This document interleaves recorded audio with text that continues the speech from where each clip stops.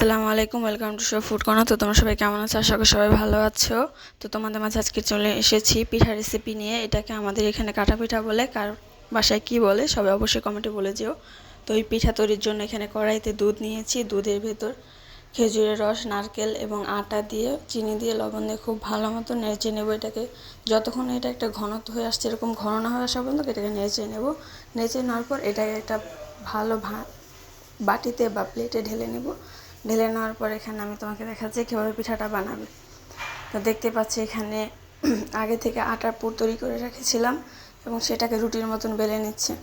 বেলে নেওয়ার পর ওই পুরটাকে আটার মধ্যে দিয়ে দেব, রুটিটার মধ্যে দিয়ে এটাকে চেপে চেপে এভাবে মিশিয়ে নেব। মিশিয়ে নেওয়ার পর কাটার বা যার কাছে যা থাকবে তা দিয়ে এটাকে ভালো মতন কেটে নেবে। আমার বাসায় স্কেল ছিল, তাই আমি স্কেল দিয়ে কেটে নিয়েছি, আর কিছু ছিল না। তো সেটা দিয়ে কেটে নিয়েছি। দেখতে পাচ্ছি এখানে আমার পিঠাগুলো তৈরি হয়ে গেছে, কতটা সুন্দর হয়েছে দেখতে। এখন আমরা পিঠাটাকে ভাজবো। ভাজার জন্য চুলায় দিয়ে দিয়েছি ফ্রাই প্যানটা গরম হলেই এতে এক এক করে পিঠা দিয়ে দেবো, সুন্দর মতন বসিয়ে দেবো। দেখতে পাচ্ছ সব কয়টা পিঠা এখানে আমি দিয়ে দিয়েছি।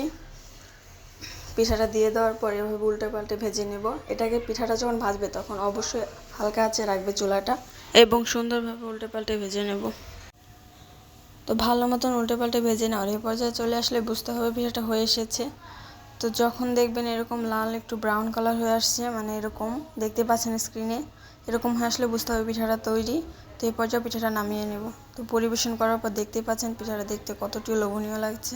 তো আজকের জন্য এতটুকুই থাক। আশা করি তোমাদের আমার ভিডিওটা ভালো লেগেছে। যদি তোমরা এরকম আরও ভিডিও পেতে চাও তাহলে অবশ্যই আমার চ্যানেলটি সাবস্ক্রাইব করো এবং পাশে থাকো। তোমাদেরকে অনেক অনেক ধন্যবাদ এতটা ভালোবাসা দেওয়ার জন্য। আজকের জন্য এতটুকুই। আল্লাহ হাফেজ, দেখা হবে পরবর্তী ভিডিওতে।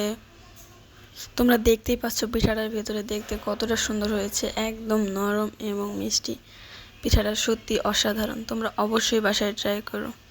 আল্লাহ হাফেজ।